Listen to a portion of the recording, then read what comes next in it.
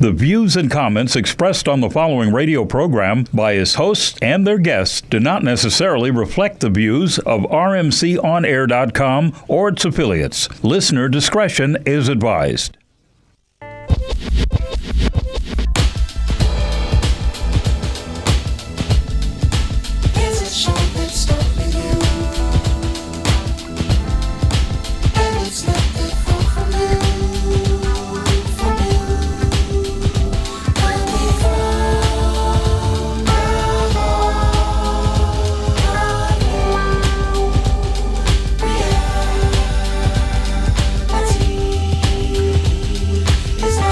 Ladies and gentlemen, Zometheus Rising, Zoe Williams back again for another installment of the Zoe What Morning Show.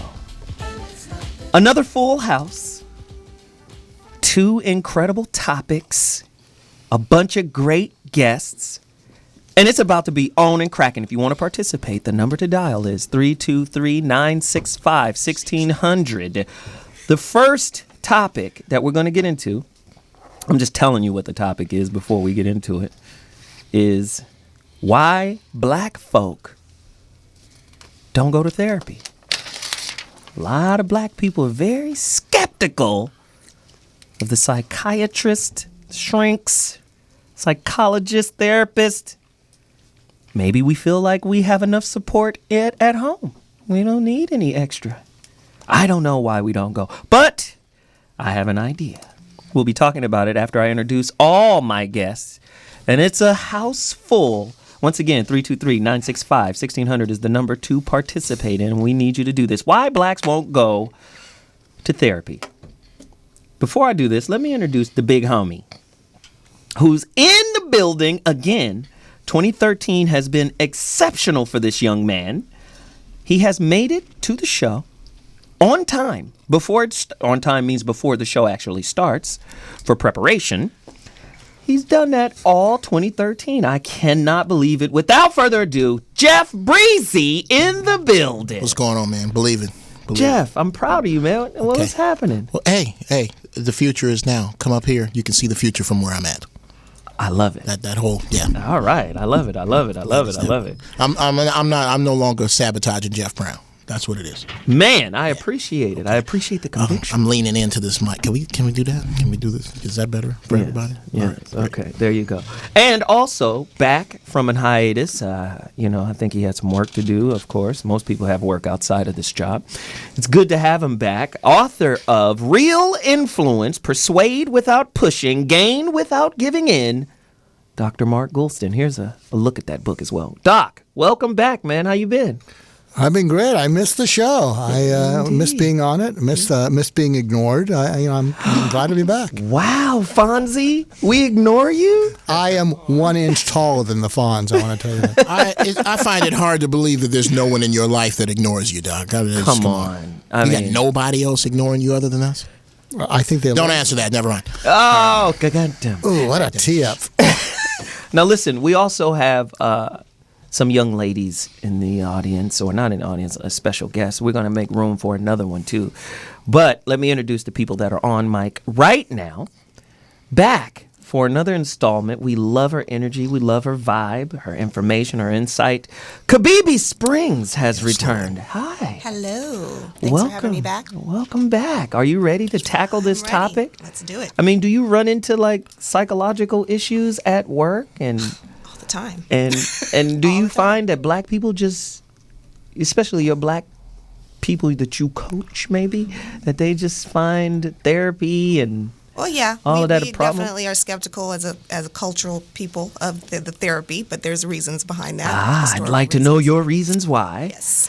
And again, the beige, mocha. Mocha's a nice term. Yeah, mocha. A lot of people have called her the mocha avatar. She's not blue. but she's mocha. Well, Miss Thing? I'm just saying, a lot of people were talking about just how beautiful Miss Margo Hudson. She returns to the Zoe What Morning Show. Welcome back, Margo. Good morning, Zoe, and everybody listening. Everybody really, really just love. I guess we got a lot of views thousands of views from last week's show because you're so beautiful.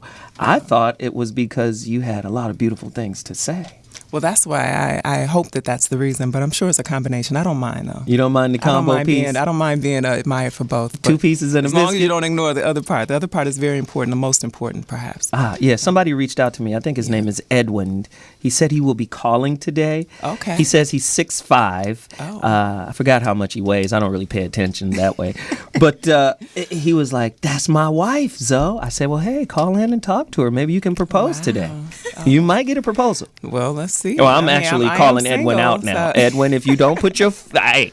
Okay, damn tall dudes. Damn tall dudes. Okay. Now this is somebody that's 5 foot nothing. I'm 5'8". I'm 5'8". Tell the truth. Let me tell you something. In Air Maxes? When you see a dude, no, I don't lie. I don't lie about my inches. If I was 5'6", I'd say it. Hell, if you see a short dude with a woman this tall, you know what that means? He got his shit together. Okay. Or he could be packing a billy club. That's it. He could have a leather kickstand in his pants. But that's not what I'm getting at. What I'm getting at is when a short dude got a tall woman, I see you later, baby. That's that shit right there. That's that. Nobody damn Edwin in his height. I don't give a damn about that. You bend over, I'll use this step ladder. Whatever. I'm telling you, the most impressive dude in the NBA, Nate Robinson. Nate Robinson. Why? Because if your 6'9" ass is off your game, you can make his highlight reel. That's true. Shout out to the short cats. Yay for the shorties. And yay for the tall women out there. Listen, now everybody, you have to know that I am the love and relationship editor at beautycomeforth.com. You can go read my article right now, Let Love In. There's a lot of people that are blocking love and they don't even realize it. And a lot of these things that we're going to talk about today are the reasoning behind why a lot of people have a lot of blocks, a lot of emotional issues and things that have happened to them that are keeping them from really making a connection with people. Okay. So we're about to have fun. And also I have a YouTube channel. I'm slowly getting it going, but it's Destination Love Life 2, and that's the name of my company. So watch out, everybody. I have a show. All kind of good stuff is going to be going on. And there it is. The commercial break has just ended. Now let's move back into the introductions. I can't knock your hustle, you know. And I have a line of T-shirts coming, and indeed, might not get a chance to see that. Right, he might not. It gets crazy on here. Yes. And I want to introduce this guy right here. Right. This guy right here is a legend. Every hood DVD that has ever been produced has at least 30 seconds of this dude in it. You know, I'm very, very pleased to have this brother. In my opinion, he paved the way for a lot of people that's getting it on right now. Young cats, young comics can learn a lot from this guy. He's here to talk about something really incredible. Of course, he brought his producer along. I'm going to introduce legendary comedian AJ Johnson in the building. Give it up. Man, how you doing out there? How y'all doing? Oh, man, we good, man. I just loved your role as Eazy-E in Dre Day. Sleazy E. That was excellent. Yeah, thank you, man. I'm with Geoff, though. I don't like tall dudes anyway. I'm short dudes taking over. Oh, Jesus. We taking over. That's you it. see me with a tall girl like that, I won the lotto. How tall are you again, Margo? I'm 6'2" tall. Whoa. And then without heels. People always say, is that with heels? I'm like, no, why would I add heels on? And then with heels, it can be anywhere from 8, 9, 5. You know. Well, you know, we're all the same size when we're laying down. So. Exactly. That's what they say, but keep on no, your that's not really true, though. I don't know. Well, you know, it depends on the man. I say a man's height is really on the inside. So that's when people would have to ask me if are they tall enough to date me. Then the answer is no. If you have to Quote of ask, the day. Wow. Quote of the day. Get your pimping up. No. Jeez. Okay? Go in the bathroom and polish off your self-esteem. And Patricia, I have to introduce grow. Patricia. Patricia, really quickly. Talk to me. I met Patricia a few years back with Rodney Perry, and she was doing a television show for Rodney Perry. We actually filmed that at Cal State LA. That's right. Right? That's right. And me, Kevin Hart, Rodney Perry, Niecy Nash, Terry J. It was a cold little get down, and I'm glad you guys included me in that group. Hey, it's good to see you again. Thanks for bringing in AJ. Are you ready to tackle this topic? Yes. But before we Thank do, you for what is it? having me. What is the name of the project that you and AJ are working on right now? AJ and I are working on a feature film, my first feature film called Crazy Bitter Men. So you see that topic, that title goes right along with your topics for today because there are a lot of crazy, bitter folks out there. Crazy Bitter Men? Yeah. And they are I don't know. in denial. I don't know, but we will challenge that notion. Yes, we will. And also, in the background, she'll be on in a little bit, crazy ass, hood ratchet, relationship guru, Sixx is in the building. So we going to have a damn ball up in here. Now let's get to it. Therapy with popping gum in it. I'm going to go right to the doctor right now. Why do black people fear psychiatrists? Why do we not want to go to the shrink? Doc, I know you know this. I'm sure you've studied some of the research out there. Why is it that black people have somewhat, I'd say, an abhorrence to therapy? Go deeper. They're not the only ones who can't stand therapists. A lot of professionals can't stand therapists. I think part of it is the fear that we can read their minds. And I think the fear is that we will see that they're afraid underneath it all. And when you're afraid underneath it all and you don't trust anyone, including yourself, to handle it, you don't want anyone poking around into that. And yet, unless you can say, and what happens is something I wrote about in Just Listen is if you can stay focused on people and realize that that's going on underneath, and you just keep saying to people, not in an angry way, but say more, or what's really going on, and you say it in just the right tone. You say that question 5 times. They might get angry at you. You could say, yeah, I know you're angry. I know you think I'm stupid. I know you think this is a waste of money. But what's really going on? What people will reach a point, and then they'll lean forward. Not that there's anyone else in the room. They'll say, I think I'm crazy. I mean, and they say it not in a bad way. They say, I think I'm crazy and nothing can be done about it. Or I think no matter what I do, I'm just going to end up unhappy. I mean, and I don't want to think about it because if I just think no matter what I do, I'm going to end up unhappy, I'm going to stop doing anything, and I'm just afraid of that. And I don't want to. And not only don't I want anyone else to know it, I don't want to know that. So I think it's not just black people. I think a lot of people are afraid to have anyone know what's going on inside, but that is the only thing that will heal them. Wow. Can I interject? Yes. I have a serious topic. Like when I was in college, there are a lot of students under stress, under pressures. A lot of the Asian communities, their family want them to be nurses and doctors, and they were afraid to tell their parents that they want to be a singer or a dancer, And so the instructor from time to time will say, we have counselors down in the health center. Well, the thing about it is they're not afraid to go.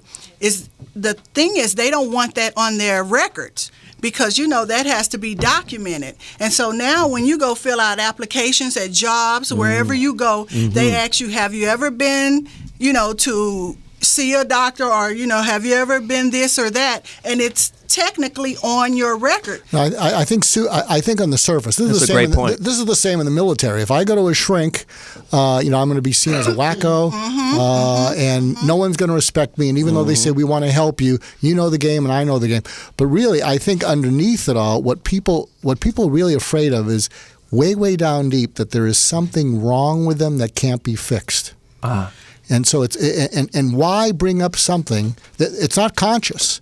But one of the things that drags people away from being happy is they have a kind of, and we all struggle with that. There's an inner feeling that we could feel discouraged and we'll get stuck there. Wow. And so I agree with what you're saying superficially. I don't want this on my record. Right. But if you push what's really going on. But see, that's the whole thing of it. We want to tell someone who we think have the answer. But the magic bullet. I come to you and say, lay on your couch, oh, doctor, my dad did this when I was a child. My mother is a little crazy, and I'm trying to break a generational curse and blah, blah, blah. Then I go run for an office. they're going to come find you and say, "Oh, Patricia Tone is crazy." That is a great point, though. She laid on the couch Yeah. and she have issues. Right, that's a good point. Kibibi, talk to me. Well, I think that, nowadays the concept or the perception of therapy is changing for people. I think that especially maybe it's Los Angeles, we're a lot more open and in tune with our emotional selves, but it's almost a badge of honor to say, I'm going to my therapist. I'm going to my therapist. It's a sign of social, Yeah, that like I've done it. Yeah. But it is a courageous move, and I think that is it's not just Black people, but getting to know yourself is it's a scary thing. I've gone through therapy myself. I think it's important that if you're going to coach other people that you have that experience on your own. And that was the biggest Mark. fear is, are you going to break something deep down in there that I'm not going to be able to put back together by myself or with you? That's a scary thought. But I what I don't want us to do is marginalize the fact that, of course, it's not just Black people, but let's not act like there isn't a particular phobia in the Black community where people, we not like, Geoff, go deeper. Okay. Couple things. One, y'all remember when Black folks had one word for every problem? Go deep. Crazy. You crazy. What happened to good old fashioned crazy? That nigga crazy. He crazy. We didn't care why. We didn't care manic depressive, bipolar. Well, there's That's a neurosis here that Yeah, we didn't have none of that. If you fit in, we put you in the crazy bucket. Okay? So we didn't want to deal with that. The reason I don't go to therapy is honestly, I'm deathly afraid that there is an underlying reason behind why I love cars. I love old cars. Okay. What if I find out it is because I don't think that I deserve new shit? So now, I got a 67 Datsun Roadster that I'm waiting to put together. I want a 56 Ford truck. Now I don't want none of that shit. Now I just want a Prius. I don't want that. Wow. So listen, this is what we're going to do. We're going to take a quick break. When we come back, we're going to get Margo, Hudson, and my opinion on why I think Black people don't go to therapy. You can't miss this. This is about to be crazy. And when we come back, we're going to take our caller, Jay Nasty, as well. We'll be back at 2.2 Zo What Morning Show. Why Blacks won't go to therapy.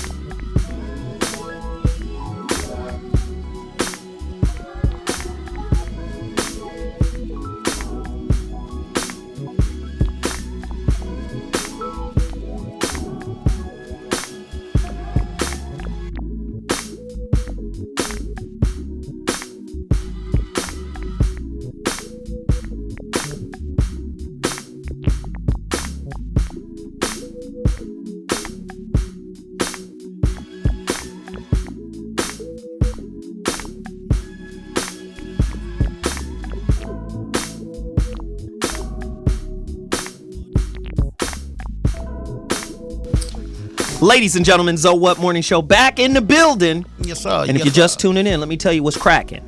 We talking about why Black folk won't go to therapy. We have a great, august roundtable of panelists here. AJ Johnson in the building. Also known as What's Easy. up? I know why they won't go, too. Why? Because they grew up with Black parents. And their parents done told them they crazy all their life. So Wow. they don't fear the doctor. They fear their bill. They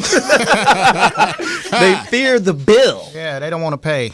Do you think money has a major issue in terms of, that's why I said maybe when people say, oh yes, I'm going to see my therapist, maybe that's a bad, like you said, a badge of honor, but it might be a badge of economic honor. Like, I can afford that. My life is in order. Crazy nowadays is good, because just like they pay you to be crazy. How? SSI. Oh, Jesus. You talk Really? Social Security? And you got to be crazy to get it. Wow. Really? Really. My brother's on it. You Damn, need so to there's tell a me hustle. My brother's on it, and he's crazy. Okay, we need to talk about that off the air. Right. He done revealed the whole get down. I know his brother. What? Another paycheck? A check? Yeah. So maybe he isn't crazy at all. Maybe that's just the hustle. I got 46 checks coming to the house and 28 names. Yes. We need to talk. Well, let me give you my breakdown. No, let me ask Margo. Margo, Okay. can you please give us your breakdown of why black people don't go to therapy? Okay, well, I believe that a lot of times black people don't go to therapy. I mean, I think we have a lot of rigid, kind of rules and guidelines in the black community as far as, we don't go outside our family for with our problems, and, there's a little bit of a shame involved. And like a lot of people said earlier, as far as people, nobody what I black, want. we don't want to be looked at as crazy, so we'd rather not go deep. But as far as myself, I haven't actually had actual therapy. I've had some interaction with therapists. But peripheral but therapy? let me just tell you. Let me tell you about this. This is How does something that when happen? when you say go deep. No, listen. No. Because I Here talk come to the crazy. people. No. Listen. Psychic therapy. No, this is a Bobo came over and put my knee up on the couch. Woo! I felt so much better after that. My therapist got a crystal Your man ball. don't understand you like See, that. I'm all A massage therapist. A massage therapist? a massage therapist. Actually, my massage therapist. I'm late for my massage therapy appointment. Wow. Want that happy ending. Listen. Let me get in there and reach your problem. Yeah, that's it right there. That solves some problems. Okay, come on, let her. But yes, talk so about this is the thing. So basically, I'm an advocate for being responsible for our health care. If you don't have the ability to look after yourself emotionally and psychologically, and things become overwhelming, then you know what? We have to consider that there's somebody outside of us that might be able to help us. And I think that a lot of times in the black community, a lot of black people don't believe that. They're not open to what therapy can do, and they're not a lot So of you're times, saying- they're not even aware of what therapy can actually help them to do and So you're achieve in their saying lives. the black community, Yes, in essence, yes, is broken. not everybody, but I think that But I'm just saying as a whole, we have some issues. as a whole, and they reach So let me back. We set have it to up reach for you. back also genetically as part of that as well. Let me set it up. Yes, okay. We're broken, Yes, but we only trust our own broken ways. a lot of times, yes. Wow. And you have to remember that black 'Cause it's people comfortable. were told to pray their way through the craziness. You can pray your way out of gay. Our therapy That's is, Donnie McClurkin. Okay. yeah, Oh my God! I'm saying he Our- fell down and he got back up. Got him on the wrong side. Okay, here. I hate that song. I hate that song. I love Donnie McClurkin. Shout out to Donnie. I love you, but I hate that song because it is the fail-safe backslider track. Okay? Do you talk, oh, Jesus, oh, should have come in the Chevy. Oh, should have come in the Cadillac. Hallelujah, thank you, Jesus. Hey, ain't you screwing the pastors? We fall down. Every time they fuck up, we fall down. But we get up. Everything. I hate that song. that's the black man's therapy, the Bible, and prayer. it's not realistic because if you need healing, you can't expect that somebody's going to bring it and just set it on your porch. You have to do the work, and that's where what I'm talking about responsibility. The black avatar. I yes. like to do work.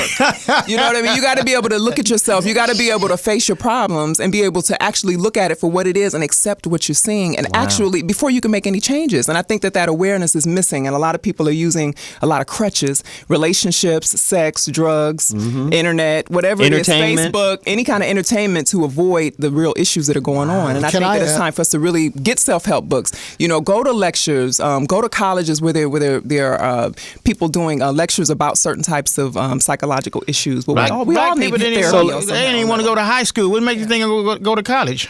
Well, you know what? It depends on how dedicated you are to your growth and your progress and self-development. I think that needs to become more important than shining up your rims. People take better care of their cars than they do their own self. Right. That's not good. But see, let me just say this though, Margo. They may know how to take care of their car Exactly. better than they know how to take care of themselves. That's where therapists come in. So let's go to They teach us better ways to deal with Shining things. those rims is a form of therapy. They're into their own mind. Their mind is free, and they're excited. That's a great point. About Okay. that's, Okay, hold on, Okay. Jeff. You know what I'm Jeff, saying? Jeff, hold Gotta be on. kidding me. Hold on. I'm going, Jeff, hold on. I'm going to the doctor. Write it. All right. Write it. Okay. I ain't got to write that one. I got that one on deck. That's right there. Just give it to her then. Give it to her. Just go ahead. You have got okay. I love cars. I know cars. Some of the craziest niggas I know.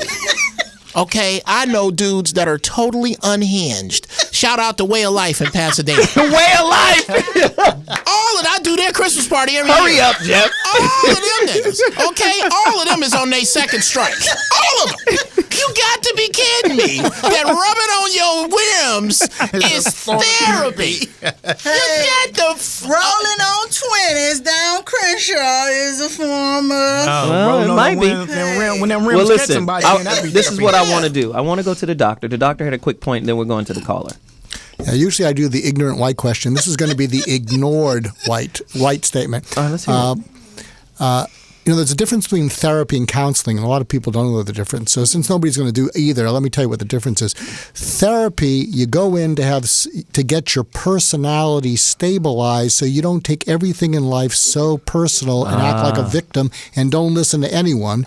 And when you get that stabilized, now sometimes you can get that stabilized by venting and talking to your family, but until you get yourself to a place where you don't take everything that everyone says or does personally, which means you don't listen to nothing, then you can't accept counseling, which can help you then take charge of your life, but they are not the same. See, That's a great point. you, Now, let me doctor. do Thank this because you. I didn't get my turn, and you guys, I don't like it. Let me throw it to you. Go ahead, Butter Knuckles. I don't like it. Go deep. Go deep. I don't know if I don't know how I feel. Butter Knuckles. That made me Butter feel a Knuckles. certain way. Like, Butter Knuckles. what? That's the light skinned fist. All of a sudden, he smelled popcorn. Right, that turned my whole little situation. Butter knuckles. That's it. I'm gonna say, let me throw this out here. I think If it's a butter, mine must be. let me do this. Yeah, you might be powdered knuckles, but let me just do this. This is what I think. How many of you guys, and I know this is gonna start off weird, but believe me, it's gonna connect. How many of you guys know somebody named Tamara? Tamara Goins Right? from New York. My cousin. I believe that black people have a spiritual cellular memory that goes back eons. That's right. Because I don't know how a people, not all the blacks here were, taken from Africa. We know there were some black people that was already Indigenous here. people, yes. Right? Sovereign. Free. But I know that when we see somebody, you got Davion and Lil LaQuasia and Lil, you got all types of weird names that black people just make up, just come out the spirit. I don't know. But when you find somebody named Tamara, and then you go back and you find out that Tamara was the original name of Egypt, right? Ta, Ma, Ra. Ta is earth, Ma is water, Ra is the sun, right? Ta, Ma, Ra. And they would say Tamaray, right? So when you see a black say, I'm going to name her Tamara, that to me, that's cellular memory. Now, that's hundreds of thousands of years ago. Why don't they call her Egypt? You dropping it. Because right there. Egypt is Greek. And that's not what it was called. Egypt from the Greek word Egyptos, meaning land of burnt faces. But that That's- wasn't the original name. Whoa, That's whoa, when whoa, the whoa. colonizers came and changed it. That's Alicia Keys' baby name, Egypt. That's a damn shame. She just went so far back in history. It's okay. Okay. I want to go deeper. What about Ethel? But Ethel is Eleanor. What is Eleanor? That's Fred. That's Fred. Coretha. No, but let me finish this point. Okay. I love Coretha. In terms of black people, slavery is relatively new in our memory. Yes. It's not far. So I think there is a cellular memory that says psychiatrists aren't good for black people. when you look at the racist roots of psychiatry. You had the father of psychiatry, Benjamin Rush, who created a term called nigritude, just the state of being black. Okay. All things black, all things... Hold on, nigritude. Nigritude. Look it up, Benjamin Rush. I'm not going to look it up. I'm going to use it the way I want to use it. Right? There was another guy who created, his name was Cartwright, Dr. Cartwright. I mean, you got to remember, Benjamin Rush was a signee on the Bill of Independence. Okay? This guy is still considered the damn, father of psychiatry. This guy created nigritude and said the only way to heal nigritude, which is really a skin disease, that's why you guys are black, akin to leprosy, and the only way to heal it is to turn niggas white. And the best way to turn niggas white is to whip them. Dr. Cartwright comes along. This is the history of psychiatry as it pertains to black people. And I think black people, even if they don't know the facts, there's still a spiritual, intuitive connectivity that says, hell nah, I'm not fucking with y'all, right? That's right, the lack of trust. Dr. Cartwright came with something called drapetomania. Drapetomania is the runaway syndrome. See, this is how you enslave a people psychologically. I am an authority. What I say is the truth. And in creating an institution around that truth, the only way you'll be seen as sane is through my validation. Right? So I think there's a spiritual repulsion, like, nah. Drapetomania, you know what that is? He has a problem running away. You know how we heal running away? We whoop his ass, and then he'll stop running away. They labeled it that. So you have to remember, there is a racial component, an oppressive component to psychiatry, and I don't think whether black people know the history or not, there's still that feeling there, that spiritual feeling. Let me go to the caller. Jay Nasty, you're on right now. Talk to us. What's good, Zo? What's happening, man? Welcome to the show, man. Yes, sir. Yes, sir. Appreciate all what you do, man, for the community, broadcasting this shit, man. I love it. Appreciate it, man. I mean, I've been in the I was in the military. I got an honorable discharge last year, late last year. But God bless you for what you do. I was in the military for 9 years, and I was a police officer for 3 years. And any time that we fired our weapon, with in the military, it doesn't matter. You don't have to go see a shrink, none of that. Especially with the battalion that I was actually in, you don't see no shrink, none of that shit. But when I was working for the police department, we actually had, anytime we fire a weapon or anytime you make a kill, you have to go see a shrink. Any type of traumatizing or what they believe to be traumatizing, which was fucked up. And I actually got reprimanded because I didn't want to go see a shrink. It's like, what the fuck am I going to go see a shrink for? Because I had to knock a nigga noodles out because he was about to kill some kids or do this or do that. Let me. This is Jay Nasty. Jay Nasty. This is the doc, the average white folk. I love it. A question, because I work with the military, I work with police. From your point of view, when you had to go see a shrink if you fired your gun and they said, we want to see if it traumatized you, did it feel like what they were really saying is we want to check your judgment?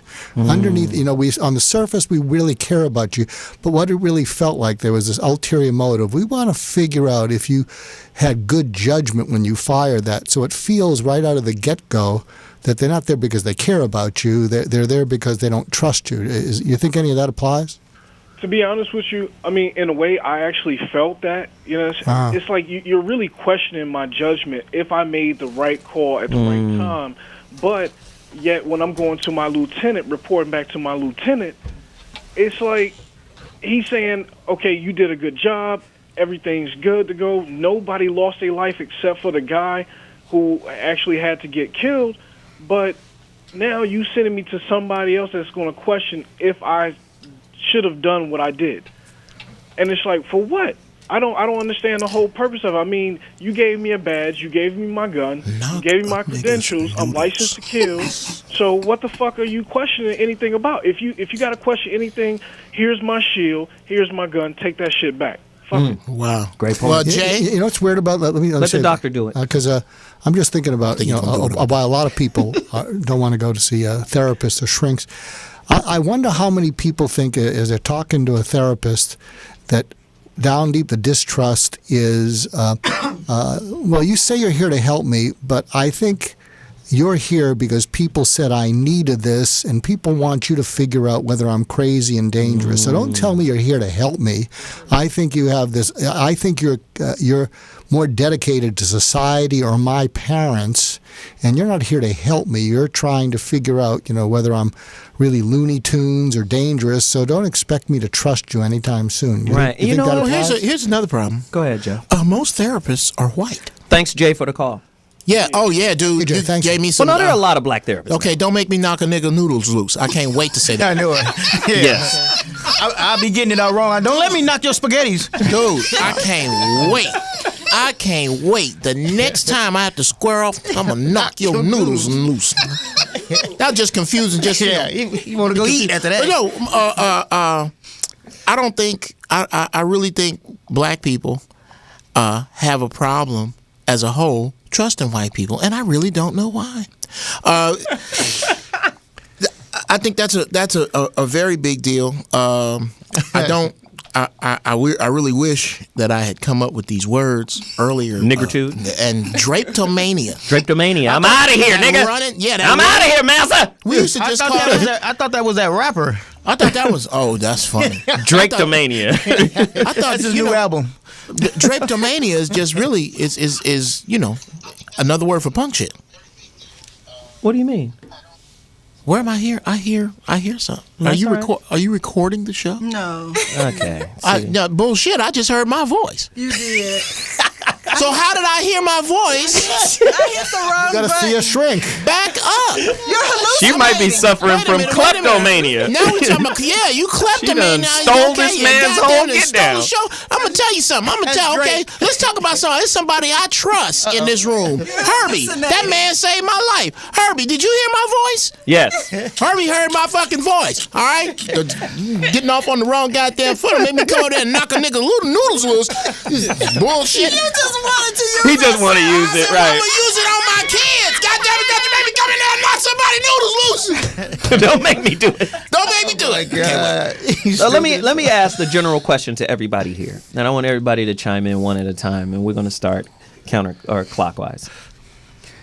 What do you think is the ultimate benefit? And I'm speaking specifically for the African American community, for just maybe a family, because I see it like this: in every relationship in your life, you are a manager, right?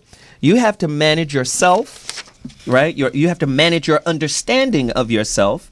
Then you have to manage your relation to other people in close proximity, whether it's your family. Then you have to manage your relationships with your friends. And I think a great manager always goes and adds tools, right? So I think in terms of therapy, that should be the place you go to get your tune-up and get tools from that you can then take back to your family and help manage your situation better. Now, I think the missing component is the ability to be able to see that you might need that. You see what I mean? And then, okay, once I can see it, now I can go get it and not feel ashamed about it. How do we break the shaming and, the I don't want anybody to know, and how do we break that? And what can the black community get if, say, everybody, all of our families went maybe once a year, twice a year, every 6 months, we get a checkup? I mean, you get a checkup anyway, right? That's right. What do you think the outcome would be if we were on that kind of path? Go ahead, Margo. What do I think? All the would way be down. All right. Well, I do think that that African American people and all people can benefit from doing a check-in, and just basically, I think that everybody can benefit from counseling and therapy, especially, and like the doctor was saying, the difference between therapy and basically, I think that we should start doing that, and I think that it needs to become like a movement in the black community. And I think. Do you think we would be able? Because I always say this, man, and people hate it. I'm sorry. Black people are the most unforgiving people in the world. And they don't understand a fundamental law in relationship. The people who are closest to you and love you the most are prone to hurt you more than anybody else. And that trauma is on the opposite end of forgiveness. You cannot forgive unless you are hurt. What I think happens to everybody is that in the middle of the transit from trauma to forgiveness, there's neurosis. And neurosis comes from a lack of observation. This hurt is designed to help if you learn how to manage, if you learn how to unravel and reconcile, right? We don't know that. So what we do is, and Doc, maybe you can chime in on this, what I find is we will create a pattern of coping with a neurosis just to feel better, so we don't feel the pain of the trauma. And what happens is that behavior gets concretized and it feels good, and that's where we stay. Because it's comfortable. That's my point. We got to point. get out of our comfort zone. And I think that in order for healing to happen, like you said, Zoe, we have to be able to admit that there's a problem and actually go deeper and actually say, you know what, maybe I have some problems. You know, I keep attracting Margo, the same kind of guy. Come Maybe to there's me. something I need Come to with do. me on this. I'm feeling you. Yes. Why not call the trauma a gift as opposed to calling it a problem? Yes, or challenge. That's actually, I've heard some therapists that the friends of mine, they've used, use the word challenge because we all have challenges, and that can be a little less intimidating. But I think that I want to give this website that I found a long time ago. I've been helping people with this website. It's called goodtherapy.org, and it also has for our international listeners, there's also resources there for them. But it explains the benefits that you get from therapy. I mean, this is one of the most amazing websites that I found. It helps you to locate the best psychiatrist or psychologist therapist for you because and every therapist is not for everybody, so you do need to take interview therapists to find the right one for you. So don't get discouraged, everybody. If you do try that first one and it doesn't work out, you have to find one that works for you. And I think that it needs to become a movement. Right. Because if we don't deal with our problems, then it's just going to go on to the next generation and then all of this avoidance Generational and all of curses, this right, Geoff?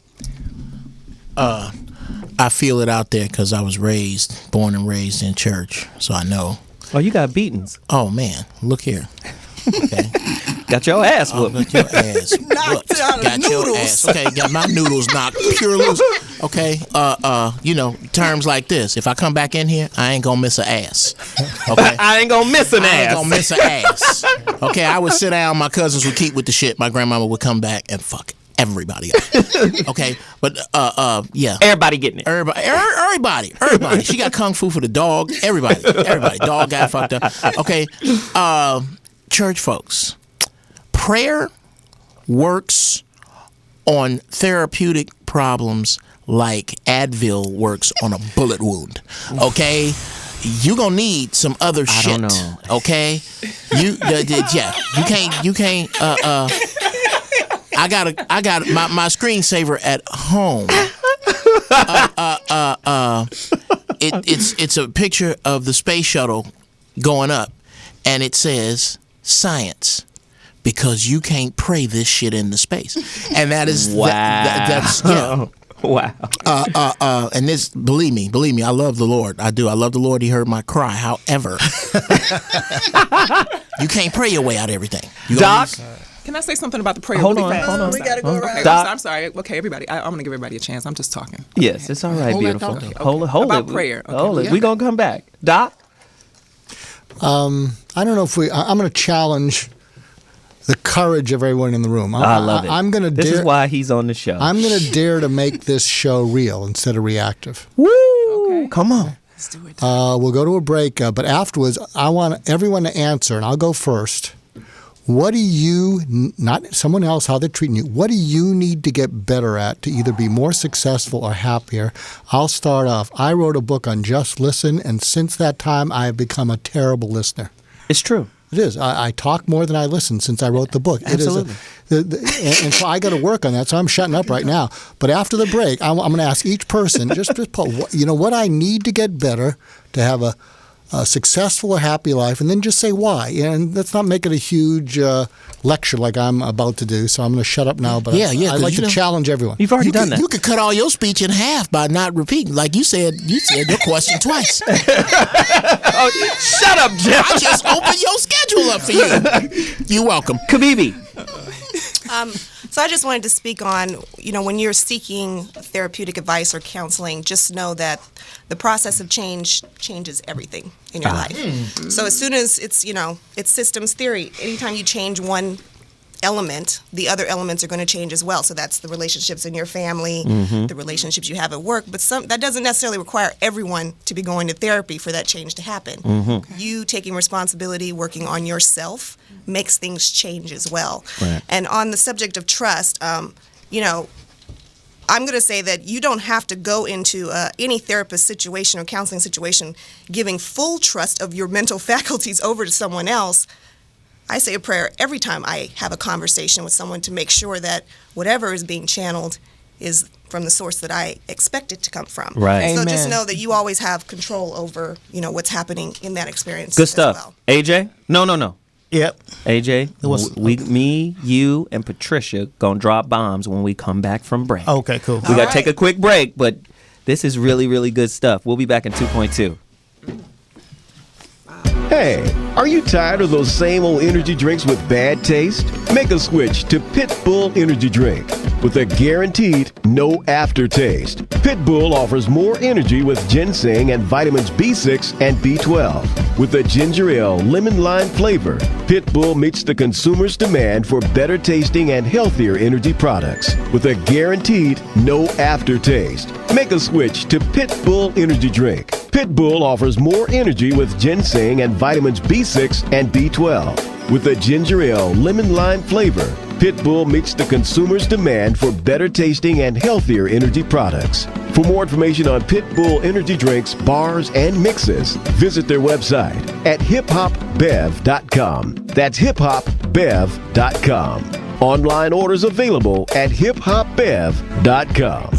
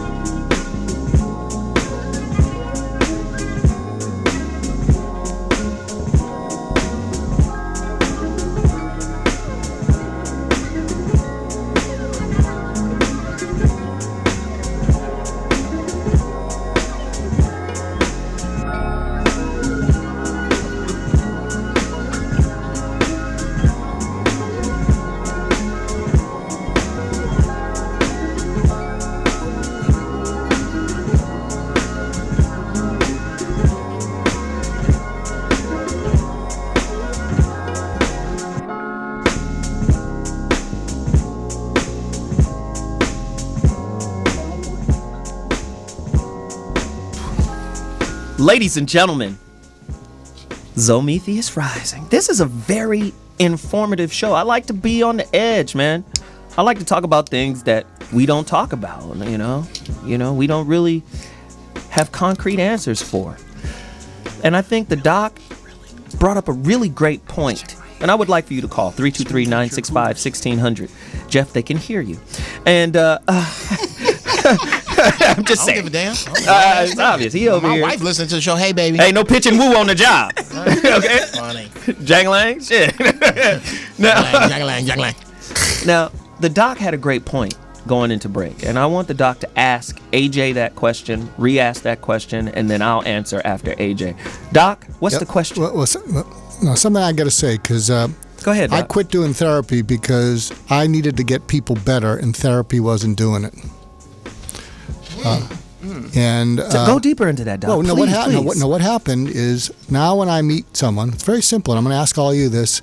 Get people to calm down a little bit, and I say, what do you need to get better at to have a better life? Why that? And are you committed to starting now? And what happened is all my therapy patients went away because they couldn't handle those questions. Wow. So now when I meet someone, I say, okay, no, just take a pause.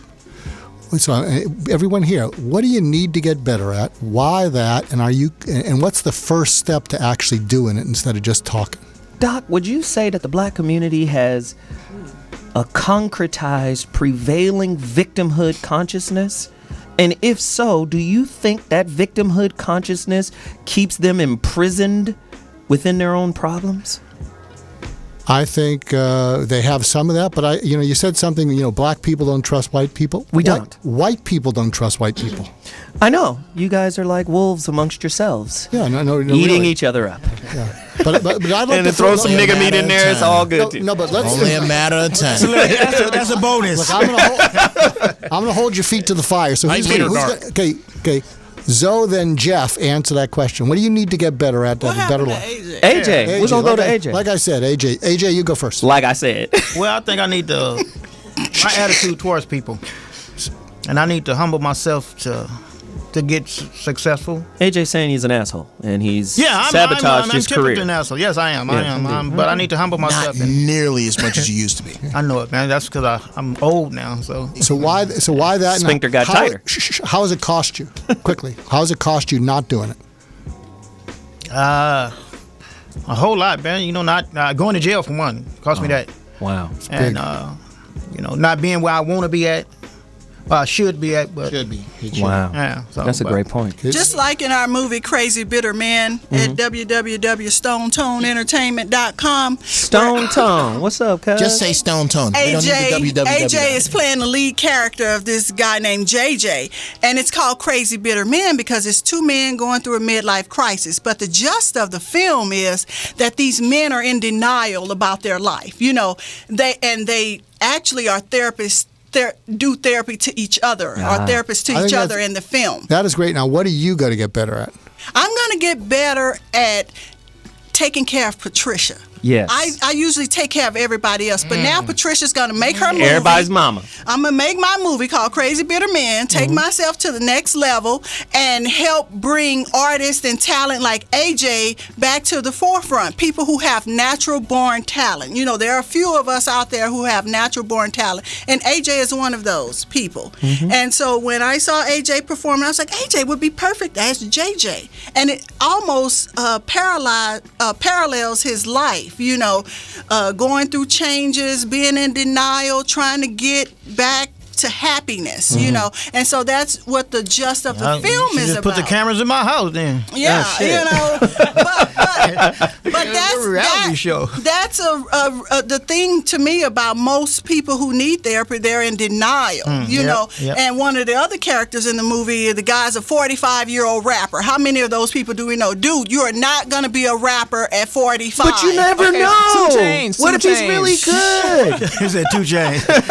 What could be anything. 2 Chainz. Okay. Oh No, God. but she But I'm makes saying- a good. No, but what she's saying is, I'm not going to, let me see if I can rephrase. What you're saying is, I'm not going to be caught up in trying to please people. I'm going to see what I stand for, what I'm going to stand up for, and I'm going to stand by it, and that project is what I'm going to do. Is that right? Yes, I'm going to be who God made me to be. Right. A filmmaker, a director, I have a term for that. I have a term for that. What is it? And I just came up with it a couple of days ago. Conquerized? No. That's funny. That's funny. Conquerized. No.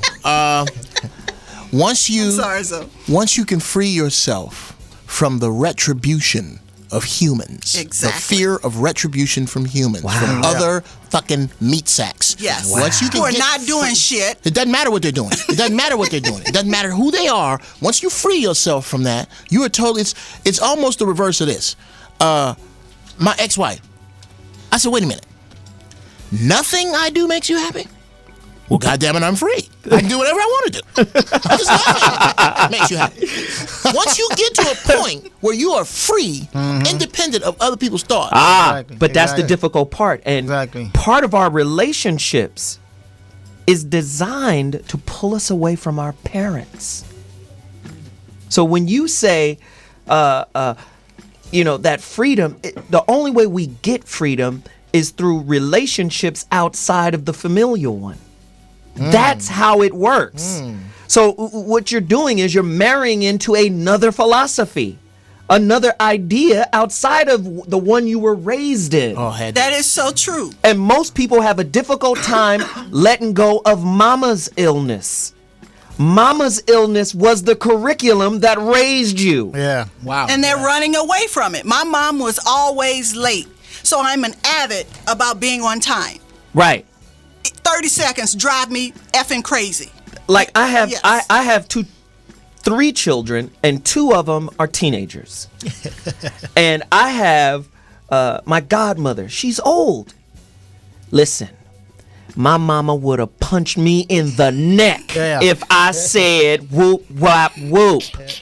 Now, when he say do whoop, whap, whoop, if you don't want to get punched in the neck by me, hey, you're not going to punch them in the neck. I'm sorry, there'll be no neck punching. Do you understand? So I'm just saying. There will be no blows to the throat. I'm just saying, you got a lot of broken blacks, and this show is designed to talk about therapy for black people and why we don't do it.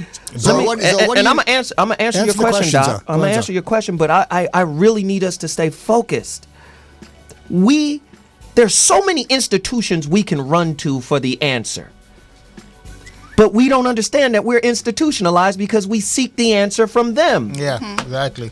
And then they end up on the street like Ezell and Friday. Man, I'm just saying. Are you taking a shit by the house? Let me answer the doc. Let me answer the doc's question. Let me answer the doc's question. You been eating corn? Hysterical. Hilarious. Doc, I think for me, what I need to do is to stop being so damn controlling. And my control is because I don't trust. I got the Kobe Bryant syndrome. You bricking? Okay, I'm not passing to you. I'm just not gonna pass to you because you done bricked 7 times in a row. We down by 6. I can't fuck with you this evening. I'm gonna go do this myself. I'm that kind of person because I feel like people will take advantage of my kindness. I'm gonna pray for you. That's how I feel. I feel like that. That's been my experience. People take advantage of my kindness, so now I have to control things. So what would that look like? Because one thing I'll tell you, Zoe, you know I love you, man. Yeah. You don't need to get any smarter. You are very smart. I do need to get smarter. Sorry. No. In the ways you're smart. I mean, in ways you're ready. That's enough smartness, Negro. Tone it down. Tone down your mind, nigga. I don't know how you figured out how to read, but goddammit, that's enough of that smartness. Move that book. Remove those books from in front of him. That nigger, shit. You need to learn how to. Yeah. Too much power for one nigger to have. That goddamn book away. Goddammit. No, go ahead, Doc. Go ahead. Feel the plow.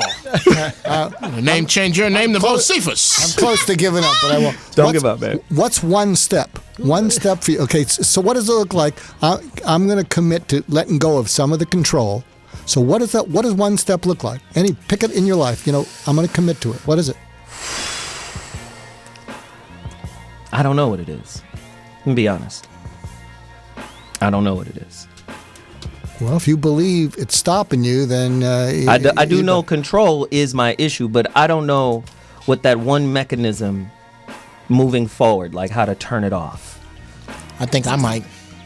Yeah, get at me. And I ain't no humor. I'm getting some fucking therapy from Geoff Brown. Yeah. That's That's where your life is right now, mister. My shit is in the dumps for real. Whoa. Deep, Geoff. Go Ooh, that nigga on that mail. Zoe, you suffer. You suffer from the same, or I have an issue with that. If we don't have a better way, goddamn it, we do it in my way. Okay? And one of the things that I had to learn is, and shout out to my wife, she put this on me. You must respect the right of ignorance of others. You got to respect the right of other people around you. Wow. To be ignorant. They have that right. You know me. I'm a fucking snob. There are a lot of people I don't like. There are a lot of all the people in my circle are smart like that bastard over there in the back. But I had to learn that there are people around you that you can learn from that have a value that you have to be able to judge outside of your own particular yardstick for yourself. Good point. So listen, this is what we got to do. I want to thank AJ and Patricia, for coming in. Thank you for having us. One more time, please let everybody know what the name of your project is and how you brought this crazy motherfucker back into the loop. Talk to us. Who that nigga on that mail? It's called Crazy Bitter Men. Go to www.stonetownentertainment.com. And you're bringing AJ Johnson, comedian extraordinaire, back into the fold. No, he's bringing me to my first feature film project. Bringing each other. Wow. Yes, we're helping each other. We're both Aquarians. Yes, my birthday Friday. Shout out to me. Happy birthday. And so go to the website. We're taking donations because this is an independent film and black people have to do things for themselves. Go to Kickstarter. And we are. Are you on Kickstarter? Go to the damn website, Geoff, and read Educated Man. And hysterical. It's called Crazy Bitter Man. I'll put my help back then. I will take my services away. I'm about to respect your right to do what you do. You remove my help. Oh, that's. Hey, once again, I want to thank you guys for coming in. Don't digress. So, Patricia, AJ, once again, I want to thank you guys for coming in. In other words, get the hell out. Yes. Goodbye. Thank you. And on to the next one. What we're going to do? Hey. Thank you, Doc. That nigga said, let me pull my shit back then. All right. So, listen, I want to take a quick break. And when I come back, I'm going to introduce some more guests. And we're going to move on to our next topic, which is another heater, another heavy topic. And we're going to dive in with both feet to the deep end. It's going to be crazy. A heater. All right. I'll be back in 2.2. Zoe What Morning Show, 323-965-1600. Deuces.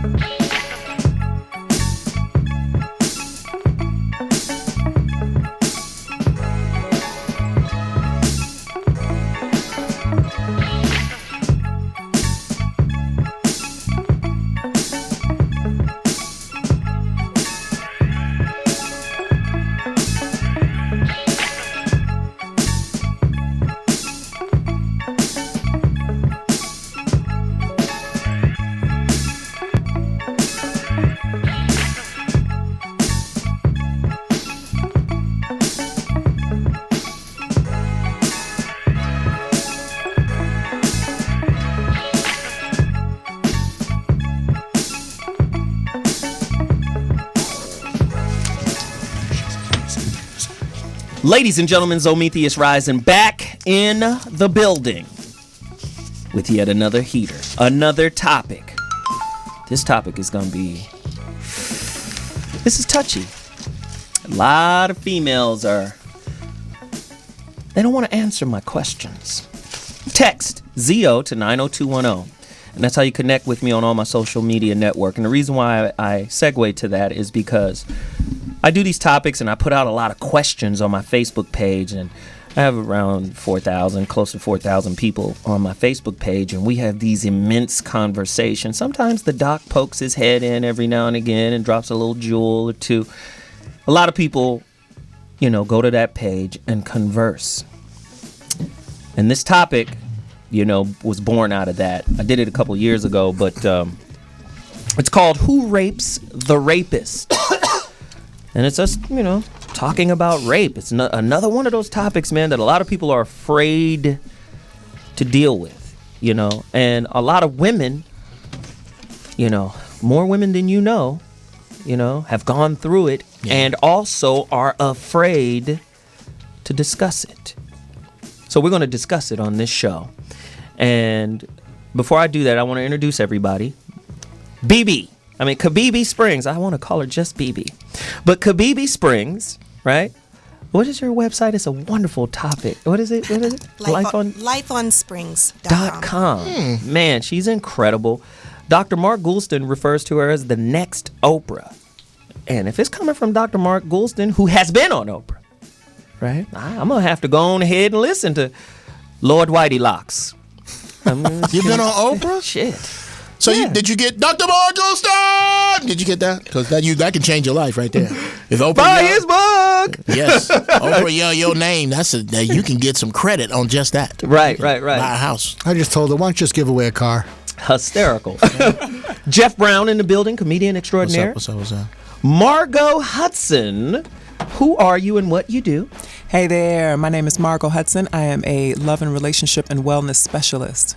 And Destination Love Life is my company, and you'll be hearing more about that as time goes on. I'm on YouTube as well. There you go, because you got to do your commercial. Yes. And back in the building, ladies and gentlemen, without further ado, she got makeup on. Oh shit! Somebody go get shot today. None other than hood ratchet extraordinaire relationship guru, Sixx, back in the building. What up, Sixx? Hi, Zoe. How you doing? You looking all... Did you do this for me? Yeah. Indeed you should. Yes, indeed you should. Oh, shit. I'm just saying the Pharaoh needs all of his favors. That's right. Indeed. Now, let us continue. Wait, hold on real quickly. I didn't do this earlier today. Chuck Doe is in the building. She's been busy working, doing a lot of stuff behind the scenes. But I want to say hi to Chuck Doe. A lot of people love you, Chuck. How you doing today? I'm well. How are you guys? Could you tell them what you do just behind the scenes? They don't even know. I have a new YouTube vlog going. It's at Chuck Doe. That's the channel. And then you could follow me on Twitter at Chuck Doe to just keep up with what I'm doing on the Zoe What Show and outside of the show. Just dark and fine. Yeah, she's awesome. She's awesome. God. I got questions. And then we have a caller, special guest I want the doc to deal with. I got questions. How does a woman reclaim the joy of great sex and fearless intimacy after being sexually attacked? That's kind of, that's one of them heavy ones right there. True or false? 1 out of every 6 women in America has been the victim of sexual assault. Now, let me just say, I got a question here that deals with the only thing that can heal, these types of things. Do you think unconditional forgiveness has the power to heal in totality that kind of violent, traumatic experience? Because a lot of people say the only way you can move on is to be healed. And we know rape is about taking one's power. It ain't just about the sex. It's about, I have power over you. I can dominate you. I can control you. Hold on, Margo. I know. I'm ready. Yeah, I see it. She turning double Dutch over here. My question is, how can a woman reclaim that power? And that's what we want to go in right now. Doc? Okay, you skipped a big step to get to forgiveness. Get to me, Doc! Write this down. Having horror heard helps heal hurt. Wow. Having horror heard helps heal hurt, because when you've been raped, something to your core has been violated, and you think the next time it happens, you're going to shatter and just blow to the wind. And so you don't show it to the world. You don't let yourself get close. You don't give yourself up to anyone else. But the horror is in there. But you need to get it heard by, whether it's a minister, whatever. But you've got to be able to share it and see that you don't fall apart. A lot of people don't even want to talk about the horror because they think if they remember it and they re-feel it, they're going to shatter. But if you don't do it, you're walking around with an abscess, and you can't suture an abscess. You got to drain it. And before you do that, and what will happen is you need someone who's been there, done that skill, because you're going to think you're going crazy. And really what you're doing is you're draining this old, ugly sore inside you. And you're going to need someone, because you're going to look, you say, are you sure I'm coming back? You sure I'm not falling apart? You sure I'm not fragmenting? And you need someone who knows how to guide you through that. And what will happen is you'll be able to heal. You know, I have a saying, why cope when you can heal? Wow, because coping is maintaining, right? Coping is maintaining, but what happens is over time you kind of pull away. You don't want anyone to poke into it, and you end up alone and lonely, and you kind of smile on the outside, and your smile doesn't touch your eyes. Wow. And so you need to get that horror heard and drain that abscess. And one of the reasons you don't forgive people is because that wound hasn't healed. And if you think you're going to be re-wounded and you won't make it through it the next time, you hold on to it. So you need to get that drained first. And then I think when you feel somewhat healed, then I think you're able to forgive more. But you got to hold on to not forgiving as long as you're walking around with that big wound. But I think avoidance of the problem, I'll give it to you. I think avoidance of the problem turns that pain into like an accessory. It's like a necklace, or it's like it makes a bag. It just, you know what? I'm just going to carry it. This is like people know that I'm really very much I'm not pro-war, but I'm pro-veteran, pro-soldier. And I'd like to I wrote a book on post-traumatic stress disorder in the Dummies series, but I want to change it. I don't want it to be called that anymore, because really what it is, what all post-traumatic thing, whether it's from rape or the war, it's what I call re-traumatization avoidance. Meaning the first time you're traumatized, it cuts you to your core, and you don't even know why you're standing, and everyone says, oh, you're doing so fine, you got over it. And you smile and you say, I got past it, I didn't get over it. And you walk around really tentative, and you start avoiding anything that could re-traumatize you, because the next time it does, you believe it will smash you open and you will never come back together again. And so you live your life trying to avoid re-traumatization, which is just natural, and that's why you need someone to walk it through. There's a friend of mine over at USC does virtual reality PTSD treatment, and what they do is they take soldiers who are really not functioning, and they put them, it's a virtual reality thing, they put a helmet on them. I've been there, it's amazing. And you are there back in Iraq or Afghanistan, and you're there in a Humvee, and it looks real, and you see a kid blow up in front of you, you see the person next to you in the Humvee get shot, you smell oil smells, and you got a therapist that's guiding you through because you think you're going to lose it, and it's been very effective in getting people back. Wow, this is incredible. Listen, we got to take some callers. I want to take Darian from Detroit last because she's my special guest. I want to take her last. Let me get these other callers off first, and then we'll go to Darian. Who's next? Caller, you're on. Richard? Richard? I say it like his mama. Richard? Okay, Richard. Okay, who's next? Darian. Hello? Hello. Darian. Hi. Let me set you up, Darian. This is Darian Hudson, right? I spoke to her. Let me say, I met this woman on Facebook. This woman reached out to me and was like, listen, man, my boyfriend beat the crap out of me in public. Damn. And she said, I saw you on television, and I said, that dude's got some answers. Right? And that dude's got some answers. I'm going to reach out. She reached out, and I was like, okay. She was like, I need some answers. I need to know that real manhood still exists. I said, okay, here's my number. Call me. And I had been working with her from June 8th of 2012 till now. Now, this hurts me because I'm not a perfect person, and I've been on the wrong side of the fence before my damn self, So my ultimate goal in life is to rectify all of the wrongs that I have done, that I have perpetrated. So whenever there's an opportunity for me to be of service to someone, I feel like then I am at the most connected I can be with God. So I said, you know what, whatever she needs, I'm going to walk her through this process every day. Praying, sending quotes, book selections, listening, whatever. So 6 months passed. She's doing well. She's doing well. She's coming back, right? She's coming back. Then I get a tweet, right, on Twitter from her sister that says, you need to call my sister because she's in the hospital. I'm like, well, who is, I didn't even know her sister was on Twitter and following. I didn't know. So I call her, and then the girl, her mother sends me a picture of her. A family friend beat her and tried to rape her.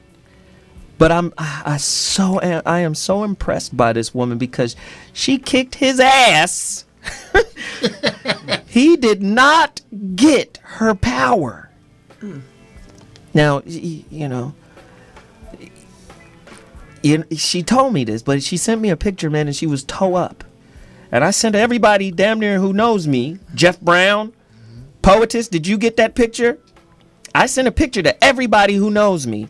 And I said, y'all better pray for this woman. Y'all reach out to her. Y'all send her a text message. Y'all do something to let her know that she is not alone, because I felt like all my work and all the work that we did to get her back from the situation that happened with her boyfriend was ruined.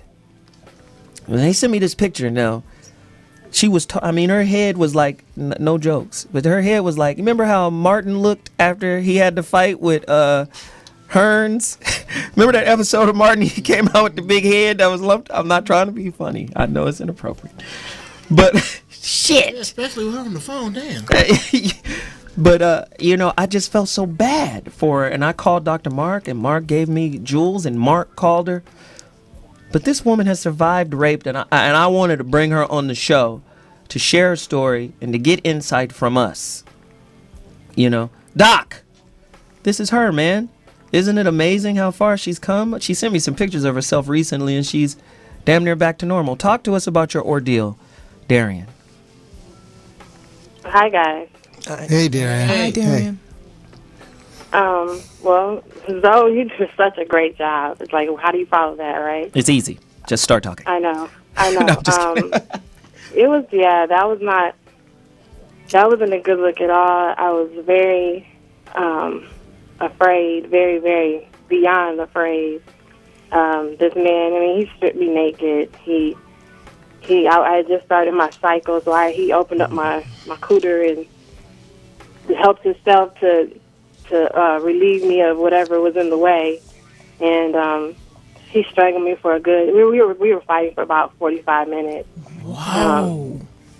It was It's about, I live in Detroit. It's about 25 degrees here on that day. So he had purposely turned on the water and flooded the basement, which is easy to do down here, and dragged me around in the water. And so when I got loose and I was able to run outside, I actually was approaching hypothermia when they found me. So there's so much about that day, that moment, that was just like, I don't even understand why I'm supposed to still be here, but there's something else going on that's way out of my control.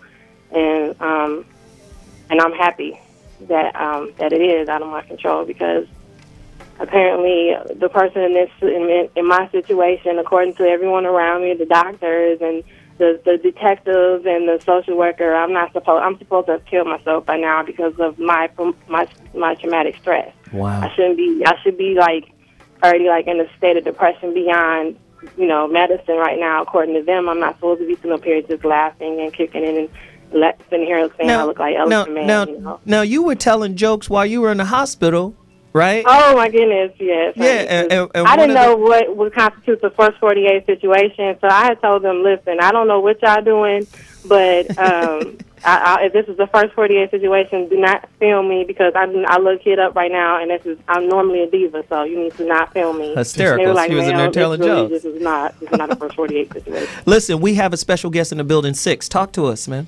Yeah, I just want her to know that, you know what, the same thing you went through, I went through. I was drugged, I was pistol whipped, but there's one difference. I was raped by a woman. What? Yes. I was Go raped. deeper. I was- Well, she could. Well, Wow.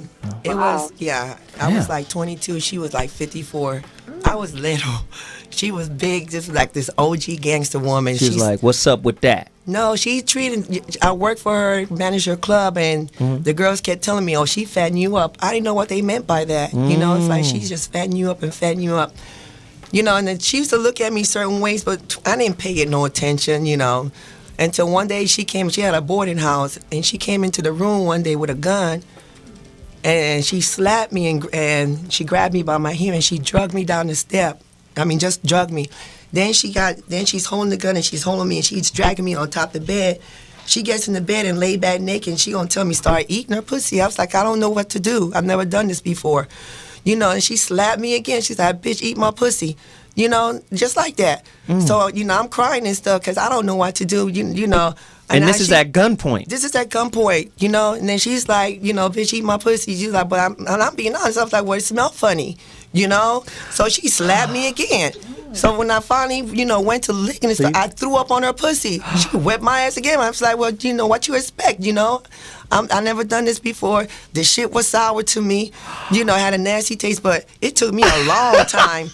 It took me a long time to talk about this shit, for real. I opened up in a crowd of people one day. Sixx. For real, I did. I just opened, just like I'm talking to you. One day I said, well, I got raped by a woman. She beat the fuck out of me. That bitch made me eat her pussy. I threw up on her pussy. And when I told everybody, they looked at me and started laughing. But when, like, y'all looking at me loud, after they stopped laughing, they looked at me like, how did you get through that? I don't know how I got through it, but, you know I have a problem now with other women because it's like I beat on women's now. Like, when I get enough, you put hands right up against. I put hands on them. So it's easy. It's easy. It's probably easy to surmise that you probably don't like the lesbian get down. I think I don't, you know, because when it came, no, I can't say I don't because of one. After that, I got turned out by a gay girl. After the rape thing, like 10 years later. You start liking it? No, I didn't start after the girl turned me out. No, I got turned out properly the right way. How do you properly get turned out by a girl? Go deeper. I wasn't beat and drug and forced. Right. You know, I wasn't forced. You consented. This one, I was curious, you know. I wasn't the one. She wanted to eat me. I didn't want to eat you. Do you think the rape situation in the back of your mind made you kind of curious? No, I don't think. No, I'm just asking. No, because for a long time I was scared of lesbians. I was scared of women. I would get nervous around too many women, and then when they would come at me the wrong way, I would actually beat the shit out of them. There's nothing wrong with being afraid of lesbians. There are certain lesbians I'm afraid of. Okay, Heifer-clockers. You can get caught wrong. You know. And lesbian whoop your ass. But you know what? That ain't right as a dude. That's hard. You can never, ever live that down. You know what? So for me, how embarrassed I felt about that and couldn't tell nobody. And I held that in for a long time. Mm-hmm. And does it still hurt? No, I can talk and joke about that shit now. Like I said, I vomit on her because her pussy tasted nasty. I didn't understand the taste of it or the smell. You know, I took the hits and stuff because I was trying to stay alive. And let's keep Margo. this serious here. This is very important for people to understand that rape is not a sexual crime. It's not intercourse. Let's not get it twisted. It is a crime. It is a crime actually against humanity. But it's a crime. It's a crime. It was about control. It was about it was about a lot of twisted things. It's not sex. Does rape? I mean, especially in younger girls, does rape set the tone for future promiscuity? And I know men have been raped too.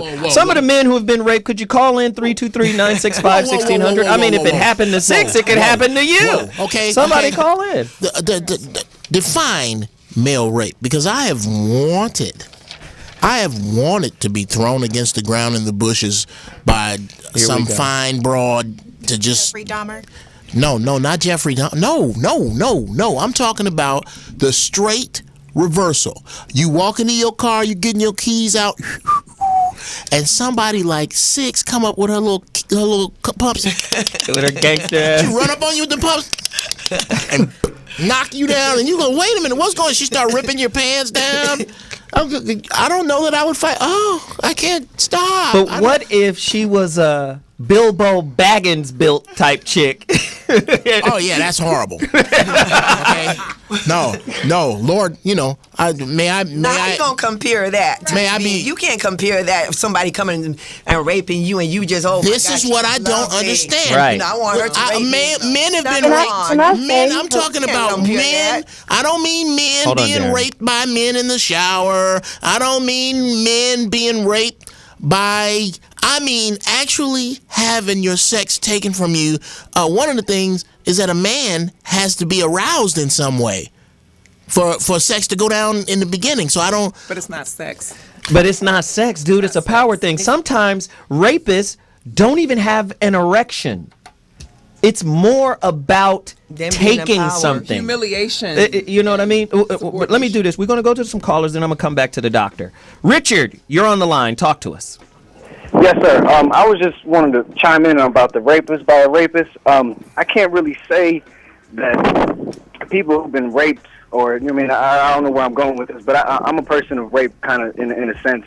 An older woman kind of basically turned me out at a very young age, and I want to know what type of psychological, effects is it supposed to have on me? Because I feel like as an adult now, I'm more drawn towards sex than finding a woman out and this and that. And I also always have like a nasty taste in my mouth when thinking about women, but I love women. Wow. Hey, well, let me do this. Thanks for the call. I appreciate it, Richard. We're going to give you your answer off the line. How young? I'm going to go to the doc real quick. How young? Go ahead. I was 7 years old. 7. Wow. Yeah. So I want to go to the doc and get some information on this. But doc, isn't it two things that happens generally? And maybe you can add on to what the doctor's talking about. Some people get more promiscuous, depending on how old or whatever. They get more promiscuous, or they become asexual. They have an aversion to the sexual movement. Okay, let me answer that. No, because sometimes when you have been dominated, you can't stand that feeling, so you go out and you try and dominate other people because you're trying to sort of get out of your system that you were so dominated. But I want to ask Darian, I want to ask Sixx something, because even though this show's against therapy, I've done a lot of therapy with people over the years, and a lot of traumatized. It's not against therapy. What are you doing? No, let me finish with this. I want to check this out with Darian and Sixx. But over the years, because I've seen a lot of rape victims, but I'm convinced. But you have to tell me whether it's true. I'm convinced that if you've been raped, your skin has a memory different than your mind of good touch, bad touch, and no touch. Very good. And what happens is you settle for no touch because you don't think good touch is possible because the bad touch did something. And what happens is you want to get close, but sometimes you can't release to it. And that's why I think with Darian, let me check on this, but I think Zoe's calls is good touch. I think his caring, his staying there, his not abandoning you, it doesn't have to be physical touch, but I think that gave you some hope. But I just want to check with you, Darian, and you, Sixx, whether you think this makes any sense, what I just said. Yes, it do make sense to me because I get around certain people, and especially females, I get very uncomfortable when they used to touch me in certain ways, or even the way they used to look at me, I would look away. I couldn't, like you and I looking right now, I can look at you, eye contact now. Yeah. At first, I couldn't do that with another woman. I would look away. It was like I was ashamed, like you saw what happened to me. Yeah. And like when I didn't like the way women hug me, I didn't like none of that. It took me a while to get past all that, but I'm good with me now. I can laugh about it. I can talk about it, and it goes back not from just her. It goes back, and I want to tell a lot of females. Let me tell this so a lot of females can know, because this really happens. Stop letting your kids sit on grown people's lap. Stop. That's one thing. Yes. Mine started out with a grandparent sitting me on his lap and putting his fingers between my panties and bouncing me at 3 years old. Wow. Okay? And I'm against that. I don't like to see kids on men's lap or boys. And making the children hug people too. Like kiss him, hug him. Yes. No, don't make children do that. That right there, when that man put his finger in my panties and shook me, everybody sitting around laughing, and he laughing and bouncing, but you got your fat finger in my pussy, and I'm only 3 years old. Oh my God. Okay. So that's what you're gonna get when you have Sixx. I want to try Sixx, Darian. So that made sense what I told you. Yeah, it makes sense. So let me say something else, because as I started working with these people, what I realized that they were most afraid of, they weren't necessarily afraid that someone's going to do it to them again, because they were all geared for battle. Right. What they really were afraid of was feeling completely safe. Because if they felt safe, they felt like the pus would drain, it wouldn't stop, it would wash them away. And inside, I remember one woman said, I'm really messed up, because if I don't feel safe, I'm never going to feel solid from the inside out. But I don't trust anyone enough to get safe. Right. So welcome to my life. Exactly. So are you saying to me, doctor, that they hold on to it? Because now the very thing here's the that problem. hurt them, they hold on? No, the problem, and this is why it's tough to get through life, is it's holding on to them and holding them back. But they got to feel safe, and that's not the easiest thing. And you can go to church and you can pray, but it's not the same thing as having your skin violated. Wow. But until you can feel that safety, you can't really heal from the inside out. But a lot of times you feel the pain is just too deep. I just can't feel it. The coping's not so bad. Had a pretty good life. I can still laugh. Do you ever laugh from your core? I don't do anything from my core, but it's not so bad. No, can you guys hear me? Yeah, we can hear you, Go on, Darian. Go ahead.